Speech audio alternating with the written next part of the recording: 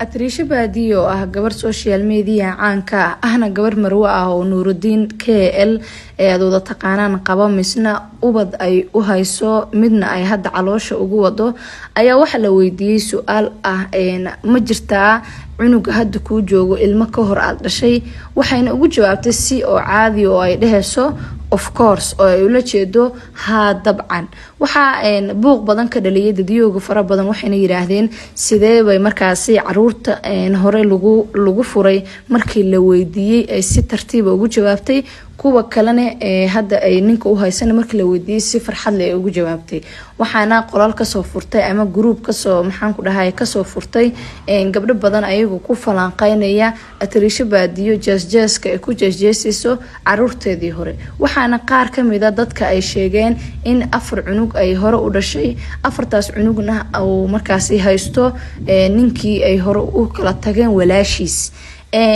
waxaana ay dadka oo dhan yiraahdeen naaya maxaad u inkiraysaa caruurtaadii hore soo ma ahan kuwa aad adigu dhashay kuwa hadda aad dhashay iyo kuwa hore aad u dhashayba maxay isku ka dhaamaan ayagoo markaasi ugu dambeyn ku kalifay Atriisha Baadiyo oo aan qol ka caytami jirin qol waxaan kala jeedaa qofka markuu live ka soo galo qofka kale soo qabsada waxayna qabsatay gabdhihii caynay leeftooda ayagoo markaasi ay caysay oo ku tiri maxaa idinka galay iyo waxyaabo la mid ah waxaana arinkaasi ka dambeeyay in si saaid loo sii buubuuniyo gabadhan lagu magacaabo Tina Fari oo ah gabar hore ay Atriisha Baadiyo saaxiib u la ahayd waxayna sheegtay in markaasi ay dadka oo markaasi ku gambanay dadka kale in si bareer ay ugu yimaadaan oo ay kala jeedo Tina Fari si bareer ay ugu imo marka dadka waxa la yaabanay bal hooyo miyaa jirta caruurteeda qaarna jeclaanaysa qaarna nacaysa su'aasha jawaabteeda idinka ayaa idin daayay wax walba ay ahaataba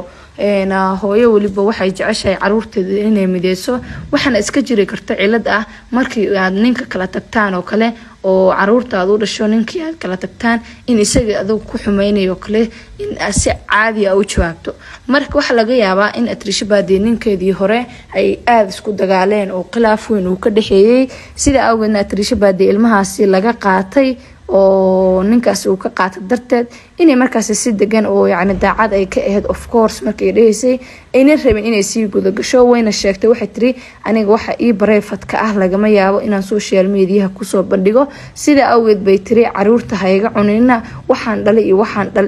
dhalay iyo waxaanan dhalinba idinku shaqo kuma lihidiin oo cuna iima siisaan wiilkan Muscab lagu magacaabo ee Atriisha Baadiyo cunugeeda hadda ay Nuruddin u dhashay oo ay dadku ku sheegayaan cunugii shanaad ee Atriisha Baadiyo ay dhashay inuu yahay balse anigu ma hubo oo afkeedu tirada ilmaheedu maynan ka sheegin balse waxay sheegtay kaliyaata inay caruur hore u dhashay ninna hore u soo aroosay Nuruddin KL ka hor sida awgeed dadiyoogu waa iska taqaanaane waxaan ku yiraahdaa gabadhan ay miskiinta daba dhigtaan ayagoo marka doonaya in reerka hadda u dhisan ay ka burburiyaan waxa markaasi ayna tiri reerkaygu hayga burburinina kii hore ayuu ahaa kan hadda waaye caruurteeduna mar walba aniga dhalay cidna igama xigto sida awgeed waxay tiri reerkaygu hayga burburin dhinaca kalena Nuruddin ayaa isaguna dhankiisa xaaskiisa isagoo ku faaniyay soo dhigay una sheegay in wax walba ay soo dhashay wax walba ay tahaba uu isaga shalay ku doortay maantana uu ku haysanayo dadkuna jawaab intaas ayaa ugu filan dadka qaarna waxaan leeyahay damiir yeesho naagaha iyo nimanka isqaba ka dhaxbaxa maalin iyo habeen inaad qalbi qac ka dhahdaan ama maanta in bahdilo idan anaga isqabno naga dhaxbaxa anaga sida in la dhaho ha isku keenina waxa ka dhaxbaxa dadka ha isku dirnin ma fahantin gabadhana waxa leenahay Atriisha Baadiyo abaa ilmahaaga hore kuwan hadaba tirada yihiin aad dhasheedeen ku anfacayaan ilaahayna ha ku barakeeyo baa ku leenahay barafadkaagana ahow cunuga hadana maynan keenin social media kuwii horena maynan keenin marka waxa leenahay reerkaaga hadda ku jirto farxad ku waar kii hore ayuu ahaa